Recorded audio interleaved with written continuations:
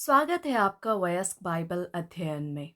इस सप्ताह हम पाठ 11 पढ़ेंगे, सितंबर 7 से 13 के लिए। शीर्षक है लिया गया और परीक्षा हुई। साबत अपराह्न सितंबर 7 के लिए। इस सप्ताह के पाठ के लिए पढ़े मरकुस 14, यूहन्ना 12 का 4 से 6, रोमियो 8 का 28, निर्गमन 24 का 8, यिर्मयाह 31 का 31 से 34, जकरयाह 13 का 7। याद वचन लिया गया है मरकुस 14 का 36 से। और कहा, हे अब्बा, हे पिता, तुझसे सब कुछ हो सकता है। इस कटोरे को मेरे पास से हटा ले। तो भी जैसा मैं चाहता हूँ वैसा नहीं, पर जो तू चाहता है वही हो। मरकुस की किताब में अध्याय 14 से 16 को जज्बाती कहानी के तौर पर जाना जाता है, क्योंकि वे यीशु की पीड़ा, मृत्यु और पुनरुत्थान का वर्णन करते हैं। जैसा कि पाठ 9 में बताया गया है, मरकुस के अंतिम 6 अध्याय केवल एक सप्ताह को कवर करते हैं। मरकुस 14 से 16 की अधिकांश घटनाएं इस जज्बाती सप्ताह गुरुवार और शुक्रवार को घटित होती है। यीशु की मृत्यु शुक्रवार को होगी और उनका पुनरुत्थान रविवार को होगा। इस सप्ताह का पाठ मरकुस 14 पर केंद्रित है, जिसकी शुरुआत 5वीं रोटी की कहानी से होती है, जो यीशु के संबंध में दो विपरीत कार्यों को आपस में जोड़ती है। इसके बाद अंतिम भोज होता है। उसके बाद गेत्सेमनी में उनका संघर्ष होता है। वहां उसे पकड़ लिया गया और मुकदमा चलाने के लिए अगुओं के सामने ले जाया गया। इस परीक्षा का दृश्य पतरस द्वारा यीशु को अस्वीकार करने से जुड़ा हुआ है, जो मरकुस की रोटी की कहानियों में छठा और आखिरी है। फिर से दो विपरीत क्रियाएं घटित होती है, लेकिन एक विडंबनापूर्ण मोड़ से वे एक ही सत्य की पुष्टि करते हैं। पूरी कहानी में दो विपरीत कथानक साथ साथ चलते हैं, एक स्पष्ट शैली में। मरकुस यीशु की विजय को प्रकट करते हुए इन परस्पर विरोधी कथानकों को पाठक के सामने रखता है। रविवार सितंबर 8 के लिए शीर्षक है अविस्मरणीय। मरकुस 14 का 1 से 11 पढ़े। यहाँ कौन सी दो कहानियाँ आपस में जुड़ी गई है और वे एक दूसरे से कैसे मेल खाती है।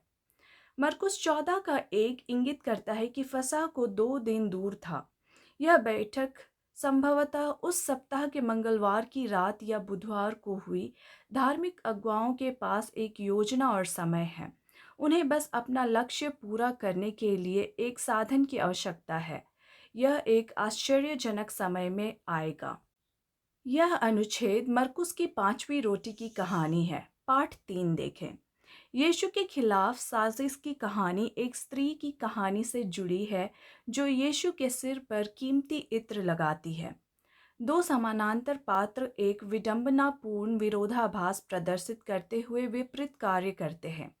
यहाँ स्त्री कौन है, इसका खुलासा मरकुस ने नहीं किया है।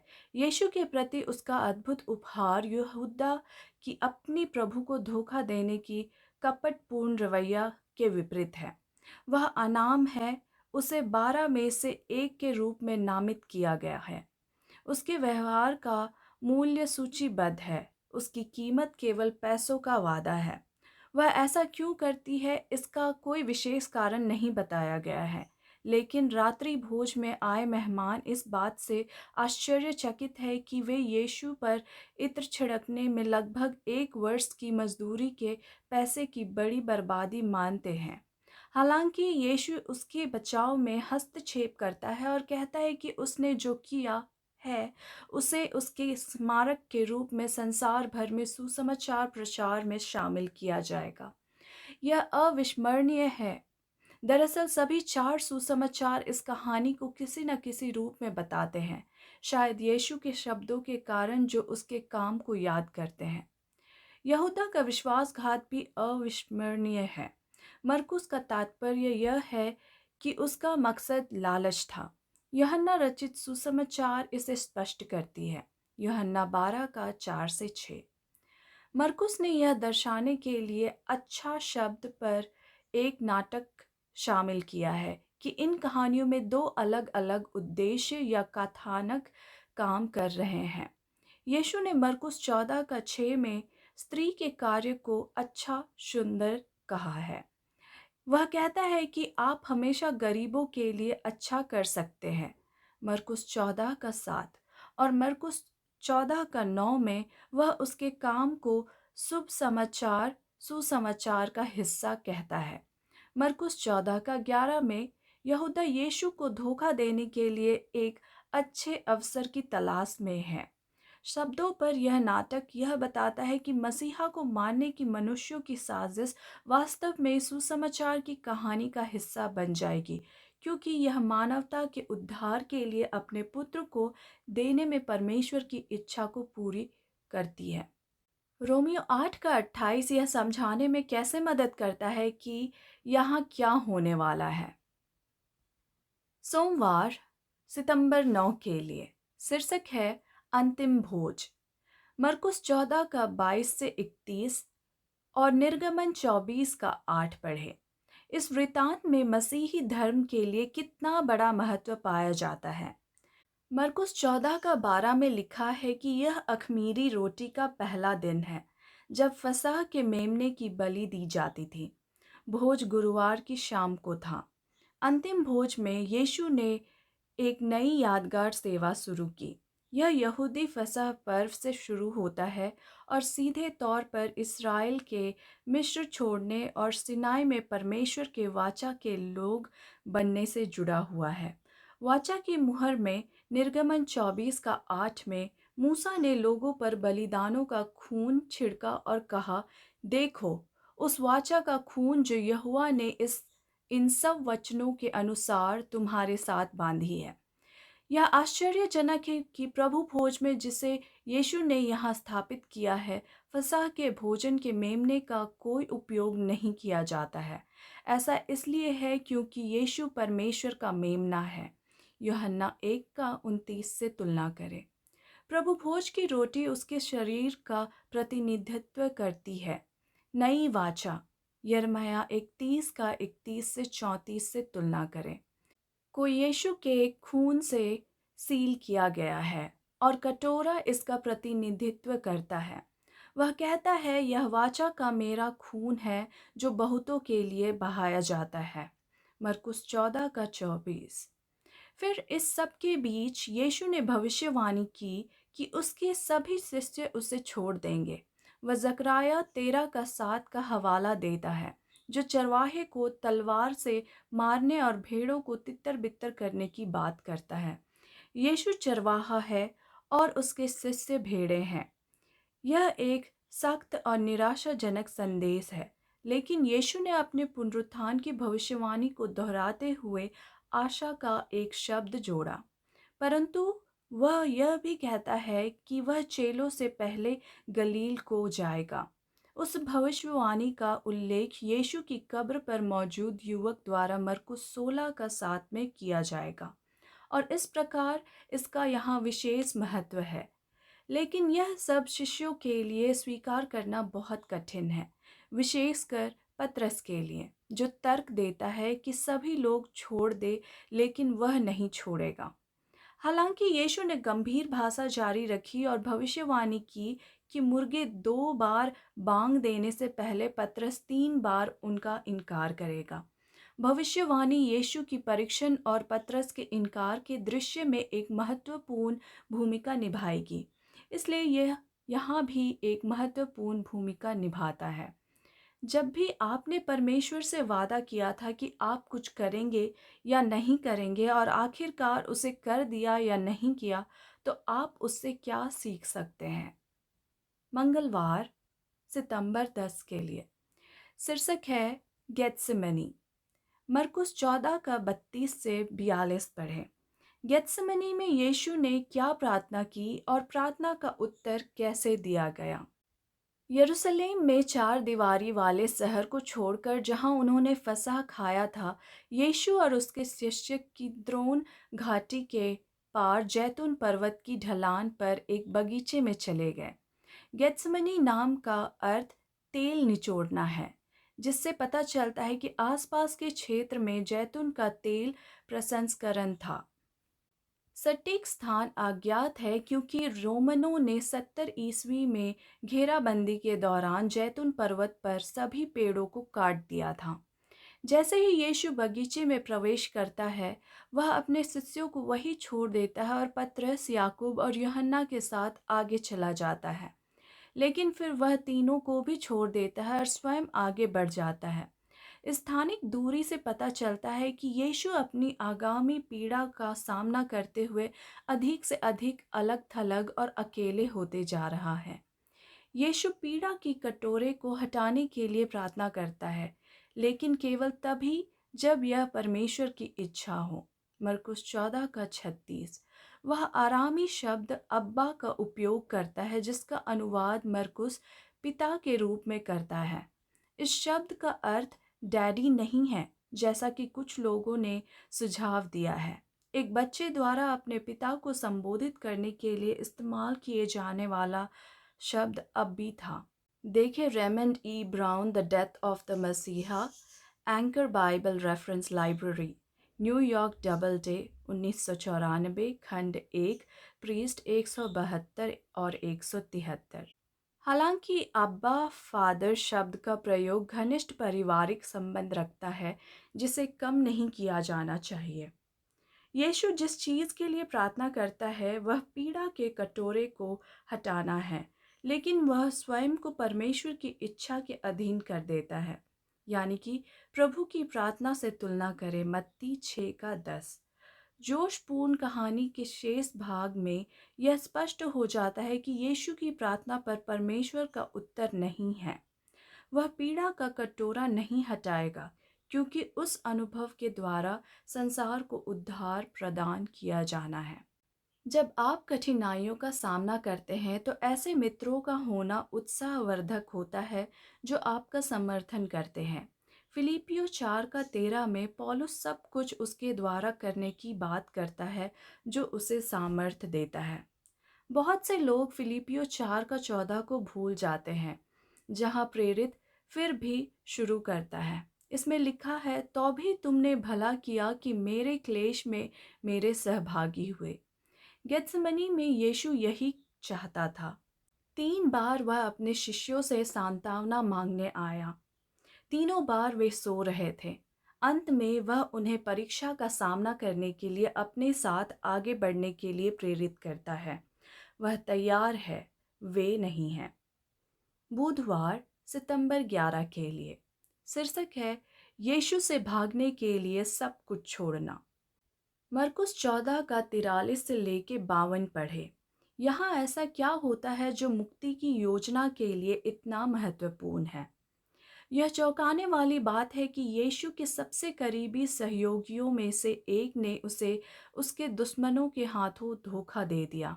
सुसमाचार यहूदा की प्रेरणा के बारे में अधिक विस्तार से नहीं बताता है, लेकिन एलन जी वाइट लिखती है कि यहूदा को स्वाभाविक रूप से पैसे से गहरा प्रेम था, लेकिन वह हमेशा इतना भ्रष्ट नहीं था कि इस तरह का कार्य कर सके। उसने लालच की बुरी भावना को तब तक बढ़ावा दिया जब तक कि यह उसके जीवन का मुख्य उद्देश्य नहीं बन गया। पैसे के प्रेम ने मसीह के प्रति उसके प्रेम को असंतुलित कर दिया।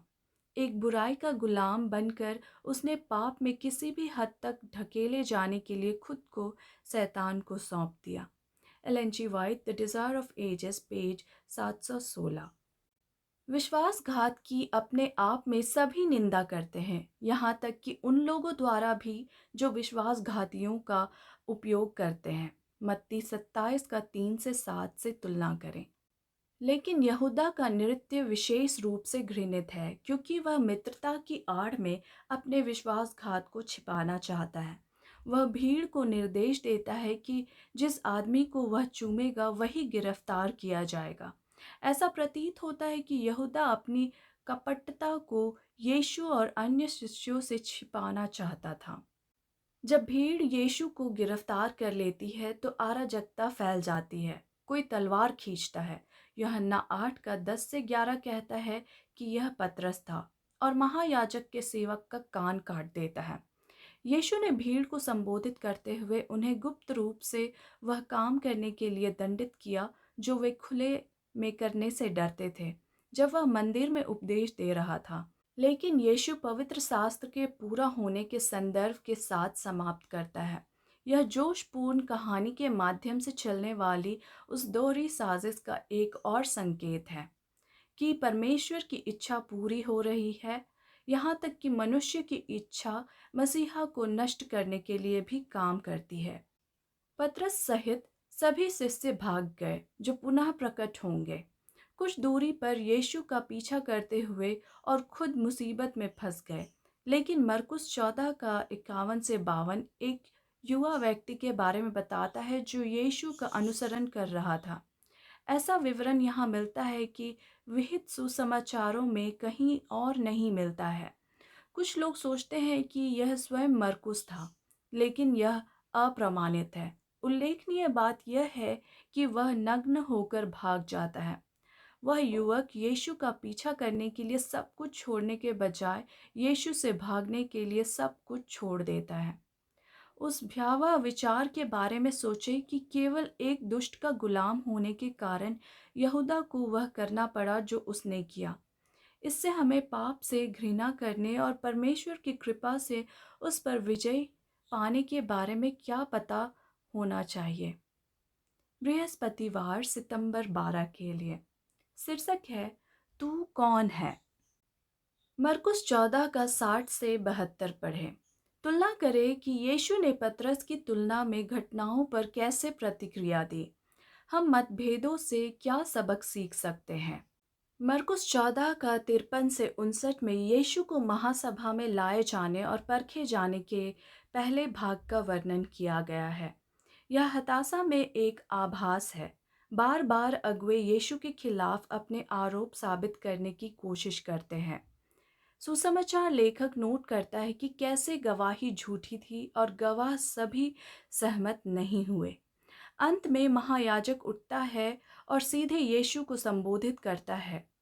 पहले तो यीशु ने कोई उत्तर नहीं दिया, लेकिन फिर महायाजक उसे परमेश्वर के सामने शपथ दिलाता है। देखें मत्ती 36 का 63 में, और सीधा सवाल पूछता है कि क्या वह मसीहा है। यीशु ने स्पष्ट रूप से और खुले तौर पर स्वीकार किया कि वह है, और फिर मनुष्य के पुत्र के बारे में दानियल 7 का 13 और 14 का संदर्भ देता है, जो परमेश्वर के दाहिने हाथ बैठा है और स्वर्ग के बादलों के साथ आ रहा है।